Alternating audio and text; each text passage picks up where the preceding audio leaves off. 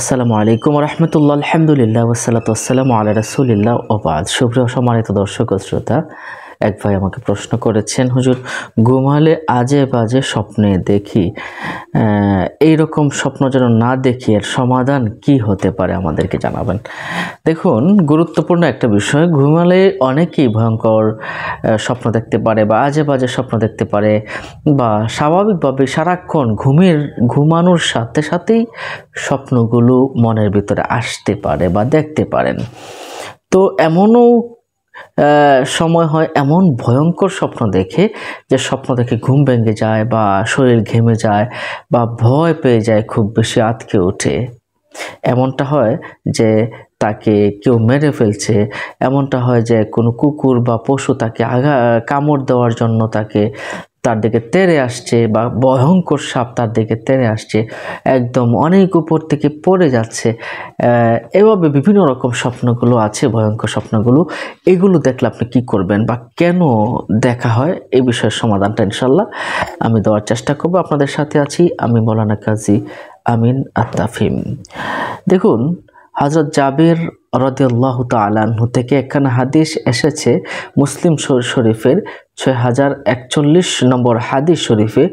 রাসূল করিম সাল্লাল্লাহু আলাইহি ওয়াসাল্লাম তিনি ইরশাদ করেছেন, তোমাদের কোনো ব্যক্তি যদি ভয়ঙ্কর কোনো স্বপ্ন দেখে বা খারাপ কোনো স্বপ্ন দেখে, তাহলে সে প্রথমেই যে কাজটা করবে, সে আল্লাহর কাছে আশ্রয় প্রার্থনা করবে।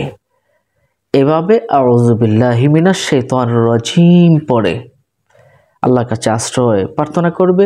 এটুকুও বলতে পারে, আল্লাহ তুমি আমাকে এই যে খারাপ স্বপ্নটা দেখিয়েছো, এটা থেকে তোমার কাছে আমি আশ্রয় চাচ্ছি। এভাবে দোয়া করলেও কিন্তু হয়ে যাবে। সবচেয়ে উত্তম হলো আউযু বিল্লাহি মিনাশ শাইতানির রাজিম পড়বেন। তারপরে রাসূল সাল্লাল্লাহু আলাইহি ওয়াসাল্লাম বলেছেন, কাঁধ পরিবর্তন করে নিতে হবে, অর্থাৎ যে কাঁধে শুয়েছেন সেই কাঁধ পরিবর্তন করে নেবেন। তারপর আপনি বাম দিকে 3 বার থুতু ফেলবেন। বাম দিকে 3 বার আপনি থুতু ফেলবেন। এভাবে কিন্তু খারাপ স্বপ্ন থেকে আল্লাহর কাছে আশ্রয় চাইতে হবে। যদি খারাপ স্বপ্ন দেখে থাকেন, আমি যেটা সবসময় বলে থাকি যে আপনি খারাপ স্বপ্ন দেখা মানে হচ্ছে বিপদ আপদ আসার সম্ভাবনা আছে। তো বিপদ আপদ যেন না আসে, এটার প্রধান অস্ত্র হচ্ছে আপনি সদকা করা। কারণ রাসূল করিম সাল্লাল্লাহু আলাইহি ওয়াসাল্লাম ইরশাদ করেছেন, as-সাদকাতু তারুদ্দুল বালা, সদকা বিপদ আপদ বালা মুসিবতগুলো কিন্তু একেবারেই দূর করে দিতে পারে। সুতরাং সদকা করবেন। এরপরে এখন কথা হলো, আপনি যে এইগুলো পড়বেন বা করবেন, কিন্তু আপনি চান ঘুমালে যেন না দেখেন, এমনটার যদি সমাধান চান, সেই সমাধানটাও আছে। সেই সমাধানটা রাসূল সাল্লাল্লাহু আলাইহি ওয়াসাল্লাম নিজেও দিয়েছেন এবং নিজেও কিন্তু এর সমাধানটা এভাবে করেছেন যে রাসূল সাল্লাল্লাহু আলাইহি ওয়াসাল্লাম নিজেই ঘুমানোর সময় মা আয়েশা সিদ্দিকা রাদিয়াল্লাহু তাআলা আনহা তিনি বলেছেন, রাসূলুল্লাহ সাল্লাল্লাহু আলাইহি ওয়াসাল্লাম ঘুমানোর সময়ে তিনি সূরা নাস এবং ফালাক পড়তেন। সূরা নাস এবং ফালাক পড়ে 2 হাতকে একত্রিত করে এটার মাঝে ফু দিতেন। ফু দিয়ে মাথা থেকে নিয়ে পা পর্যন্ত 3 বার এভাবে সারা শরীরটা তিনি মুছে দিতেন। তাহলে যাবতীয় অনিষ্ট থেকে সে মুক্তি থাকবে, খারাপ স্বপ্ন থেকে মুক্তি থাকবে। এর আরেকটা নিয়ম আমরা যেটা জেনে থাকি, উলামায়ে কেরাম যেটা করে থাকেন, এটা হলো 2 রাকাত নফল নামাজ আদায় করে, 2 রাকাত নফল নামাজ আদায় করে আল্লাহর কাছে দোয়া করে ঘুমিয়ে যাওয়া। এরপরে আরেকটা আমল যেটা রাসূল করিম সাল্লাল্লাহু আলাইহি ওয়াসাল্লাম নিজে করতেন এবং বলেছেন, এটা হলো ঘুমানোর সময় ওযু করে নেওয়া।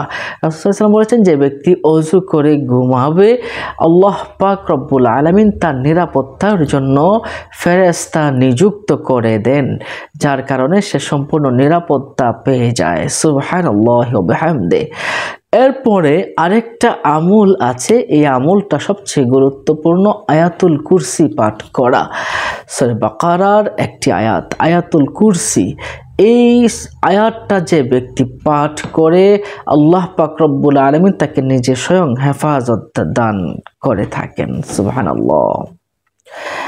সম্মানিত দর্শক শ্রোতা, এজন্য আয়াতুল কুরসি প্রত্যেকেই ঘুমানোর সময় অবশ্যই একবার পড়ার চেষ্টা করবেন। এরপরে যেটা করবেন, রাত্রে ঘুমানোর সময় যে ব্যক্তি এই দুটি আয়াত পড়ে নেবে তার জন্য এটাই যথেষ্ট হয়ে যায়। অন্য কিছু যদি না পড়ে তাহলে হয়ে যাবে। এটা রাসূল সাল্লাল্লাহু আলাইহি ওয়াসাল্লাম বলেছেন। কি আয়াতটা?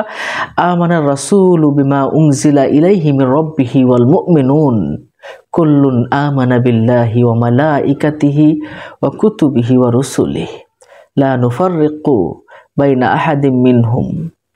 এখান থেকে নিয়ে শেষ পর্যন্ত দুটো আয়াত।